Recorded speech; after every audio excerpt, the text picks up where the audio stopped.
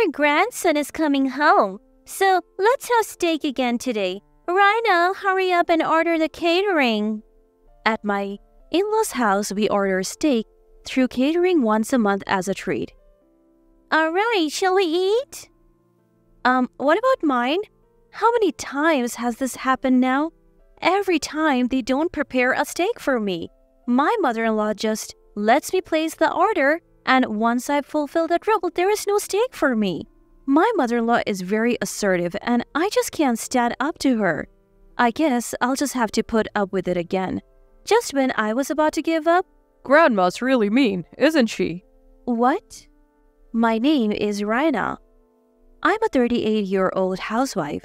Having no particular talents, I used a matchmaking service and met my current husband, Craig. I wanted to get married but was struggling to find a good match, so the matchmaking service was my last hope. I was almost resigned to giving up, but then I met a man who shared my love of movies. That man is now my husband. We hit it off on a movie date, had a smooth courtship, and got married. My husband, being 2 years older, was kind, but that kindness disappeared when our son was born. Our marriage had grown cold when two changes occurred. The first was our son's IQ, which suddenly soared as he grew. By 3rd grade, he could handle subjects at an 8th grade level. Moreover, our son, who loved reading, was able to speak 5 languages by 5th grade. However, his intelligence led to bullying and he stopped attending school. Thanks to an opportunity to study abroad suggested by his teacher, he's now studying at Cambridge University in England. The second change was moving into my in-laws' house when our son went abroad. My husband's work location changed, so we moved into his parents' house, which was closer. Having become a housewife after marriage, I had no choice but to follow my husband. Little did I know this would be the beginning of a difficult life. My mother-in-law was the only one living at the in-laws' house when we moved in. My father-in-law is in the hospital due to illness. I am not feeling very well, so I need you, young one, to work hard for me. That's what I was told on my first day living in my husband's family home. But my mother-in-law doesn't seem sick at all. She even seems more energetic than me. Hey, how old are you, mother-in-law? 64 this year. My husband answers my question with a hint of annoyance. Really? But she doesn't look sick at all. In this house, whatever mom says is the law. Don't you dare question her or you'll be in trouble. Upon hearing those words from my husband, I suddenly felt incredibly alone. I could clearly sense my mother-in-law's hostility towards me, but I never thought my husband would abandon me like this, even though our marriage had gone cold. Come on, Rhino, get to work. You'll be staying here, so first clean the floors with this mop. With that, I was handed an old mop and bucket. Looking around, I noticed dust accumulated everywhere. It was clear the cleaning hadn't been thorough. Can I start using the vacuum cleaner? I thought to tackle the dust first. Don't rely on modern tools. Just do it all with the mop. Despite having a vacuum cleaner in the house, my mother-in-law refused to let me use it. I gave in and obediently replied, "Understood. Could you do that part while I do this one?"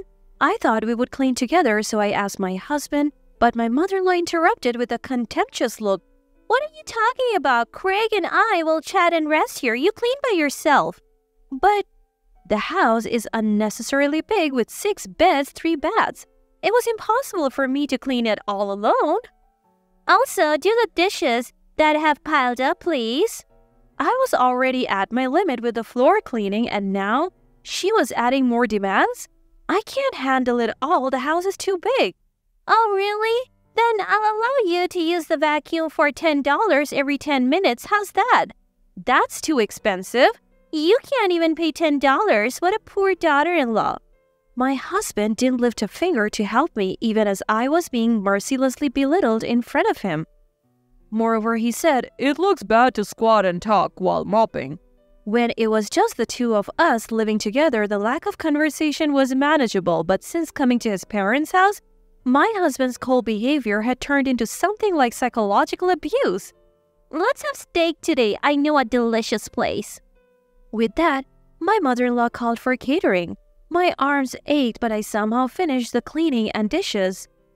And right when I finished, the catered steak arrived. I worked hard for this. I was beyond excited for the steak.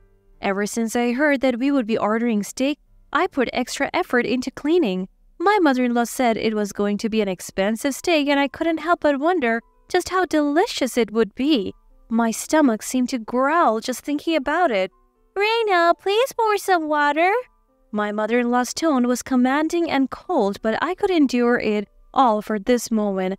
I absolutely love steak, especially filet mignon.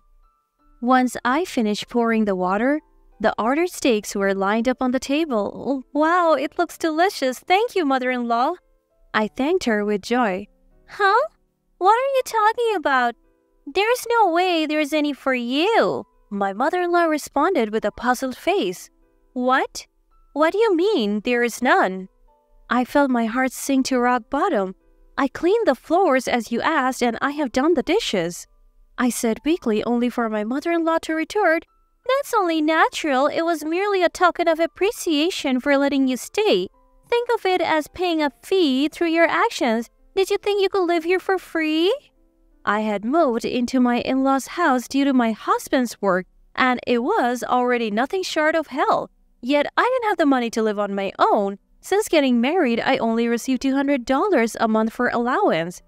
After buying clothes, cosmetics, and necessities, I cannot save. My savings before meeting my husband were spent on moving expenses and my father's surgery.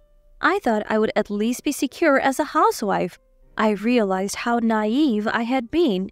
So what about my dinner? My mother-in-law seemed completely unprepared for that question and began pondering. Let me think. I felt hurt and questioned my word. There are some noodles around. You can eat those. The table held high-quality steaks, and my meal was noodles? This stark difference told the story of my place in this family. They both ate their steaks in silence, never offering me a bite. Reina, wash this knife and fork thoroughly. The only time I came close to the steak was when I washed the knife and fork after they were done eating. From the very first day, I endured horrible mistreatment and I was mentally and physically exhausted. One day, during this never-ending cycle, a call came from our son who was studying abroad. Mom, long time no see. Hey, you were good at handcrafts, right? What's this all of a sudden? I wouldn't say I'm good at it, but I do embroidery as a hobby.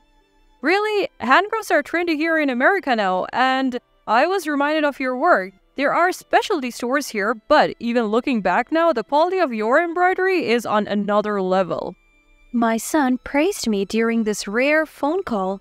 How long has it been since someone praised me? I couldn't help but feel happy and even shed a few tears. Thank you. Only Leo would say something like that to me. My emotions must have transmitted to my son because he said, Mom, is something wrong? Your voice is trembling. What? My son is learning psychology in school, it seems. He said he has perfectly memorized all human unconscious actions that tie to mental states. Already a high IQ son, he's been further honed by receiving quality education. Now, they say his IQ is even measured at 200. Even as his mother, I can't believe he's the same person. Thanks to that, he has completely seen through my heart. Did something happen with Dad? I remained silent for a moment, then gathered my courage to tell my son about the situation at my in-laws' house. I felt shameful as a parent, but I was grateful to have someone nearby to talk to. So, it's tough every day. When I finished my story, he said, I'll come home once. It's our vacation and I have saved up some money from my part-time job. I insisted that everything was fine, but he wouldn't listen and my son is coming home soon. Time flew during our long overdue phone call, and an hour had passed. Feeling rejuvenated, I thanked my son and hung up. When the call ended, my mother-in-law approached me with a glare. That's quite a luxurious long phone call. The energy I gained from my son slowly depleted as I dealt with my mother-in-law. I'm sorry. More importantly, we're having a block party at our house tomorrow. Take care of the shopping. With that, my mother-in-law handed me a long list of items and left. At the end of the note it said, "Make a reservation for steak catering." Then came the day of the block party. People started to gather afternoon, and before I knew it, there were 10. Everyone calls my mother-in-law the president. "Come on, Rhino. What are you doing? Serve juice to everyone," she ordered. Mother-in-law who used me no matter who was around. "Lauren, don't overwork the girl. It's pitiful. You should treat your daughter-in-law more kindly." Some did stand up for me against my mother-in-law's harassment, but my mother-in-law wasn't pleased and threatened. "If you keep talking like that, you're no longer members of the block party. No more high-end steak after this. Is that what you want?" Upon her threat, they said, That's too much. We love this community. I'm sorry, Rhina is my name? Yes, Rhina. We can't go against the president, they said. And the support they offered was quickly withdrawn by my mother-in-law. It seems she doesn't just control this house, but the whole area. There is no way I, a mere housewife, can win against this woman. The steak I had ordered arrived, and my mother-in-law began happily arranging it on the table. Since she had chosen the steak, it was surprisingly luxurious. The side dishes were a parade of high-end ingredients like caviar and truffles. But even here, my mother-in-law lectured me. "You think you can eat such good steak as a wife? You're 100 years too early. You won't have any this time either." My mother-in-law bullied me openly in front of everyone. The pitiful glances from those around us pierced me. No one could oppose my mother-in-law. I glanced at my husband, who was quietly eating his steak alone. But surely a little bit is fine, isn't it? I was envious of not being able to eat the steak and slightly resisted my mother-in-law. "Of course it's not okay, but I'm not a demon. I bought beef noodles for you this time, so I'll give them to you," she said, handing me a serving of noodles. Upgraded from ordinary noodles to beef noodles? But what I wanted to eat was steak. I finally lost my patience and raised my voice. "Mother-in-law, this is too much. I prepared everything for today's block party, and yet you treat me like this?" "So is this true? You prepared all this by yourself, Rhina?" "Lauren, couldn't you be a little kinder?" With my words, everyone's eyes turned to my mother-in-law. "You all better not get carried away, or you'll be treated the same as this useless son's wife." My mother-in-law countered with determination. Everyone lost to my mother-in-law's intimidation, and no one said anything back. "Rhina, you remember what I told you before. You must obey mother in this house." "But..." "Then?" My husband suddenly raised his voice. I was surprised by that voice, and my body flinched. "Obey mother's instructions quietly." The atmosphere became silent at my husband's words, and the people who had been supporting me eventually said, Yes, Lauren is right." Filling the room with voices defending my mother-in-law, frustrated, I ran away from the scene and locked myself in my bedroom. I wonder how many hours had passed. It seems I had fallen asleep.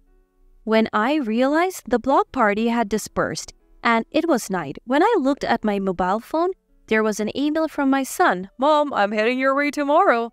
Apparently, my son was already in America staying in a hotel. I went back to sleep. The next morning, as I went to the living room, my mother-in-law was making breakfast. "You really got carried away yesterday, didn't you?" "I'm sorry." I informed my mother-in-law, who attacked me without even a greeting, about my son. "Oh, Leo, if he's coming back, we'll have steak today." It seems my mother-in-law, who hadn't seen my son since he went abroad for study, was eagerly looking forward to seeing him again. She had already ordered catering from our usual steakhouse, and then the evening came and my son returned home. The dinner table was laden with steaks, even more luxurious than usual. "Leo, eat as much as you like." My mother-in-law was quite pleased. As always, I was treated like a servant. Thank you, but where's Mom's portion?"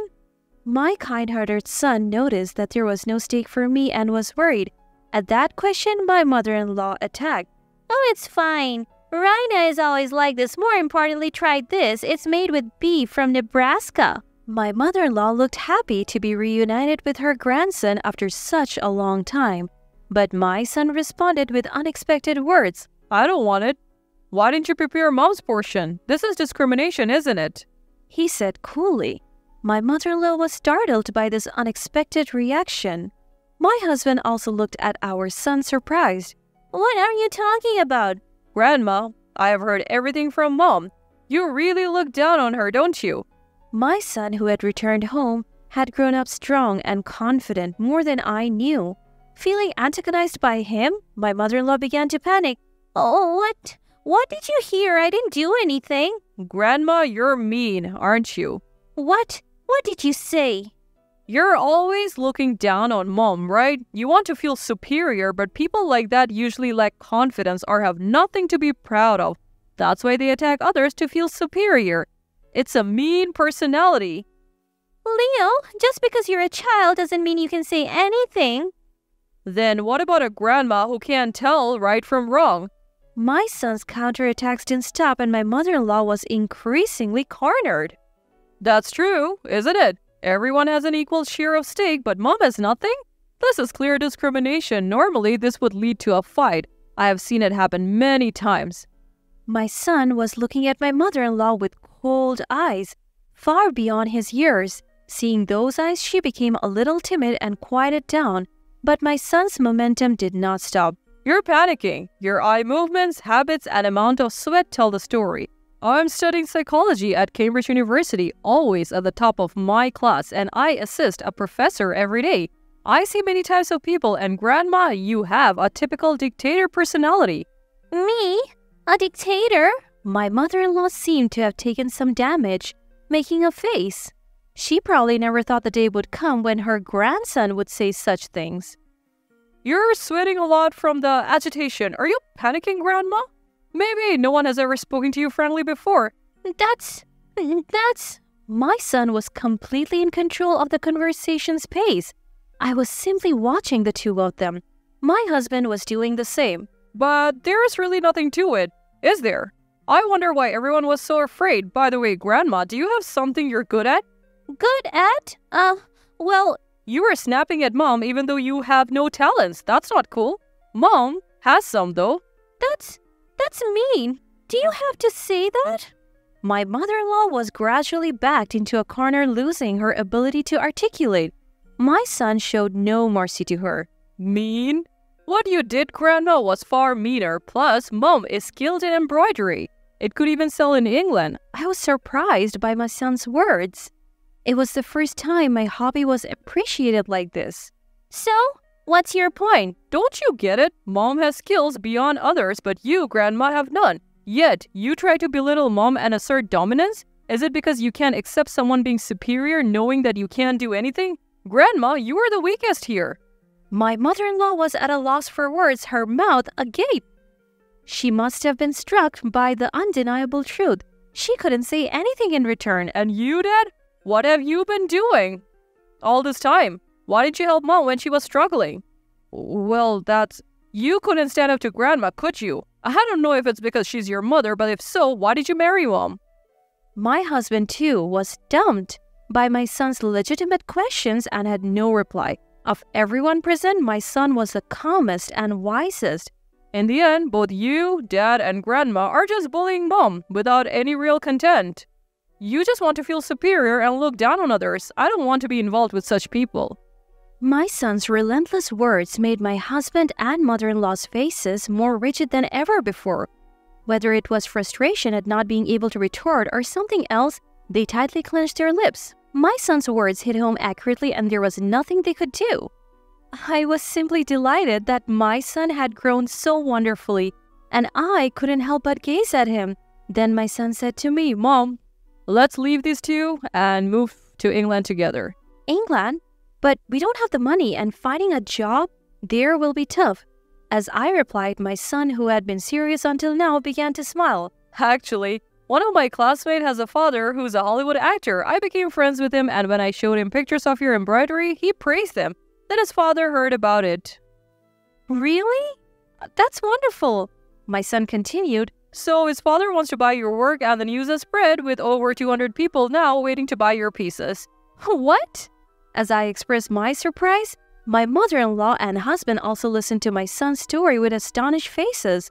My son went on. You know, Mom, I'm sorry for taking the liberty of arranging this, but they want you to open a store with your handmade crafts. The kid's dad will handle all the expenses, including the cost for relocation, so let's turn your hobby into a job in the UK.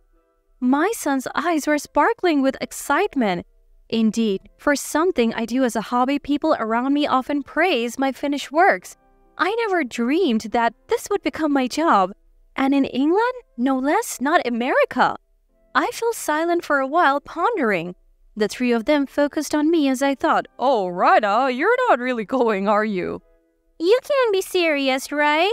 My mother-in-law and husband asked me with frantic expressions. I thought hard about it. My son was right.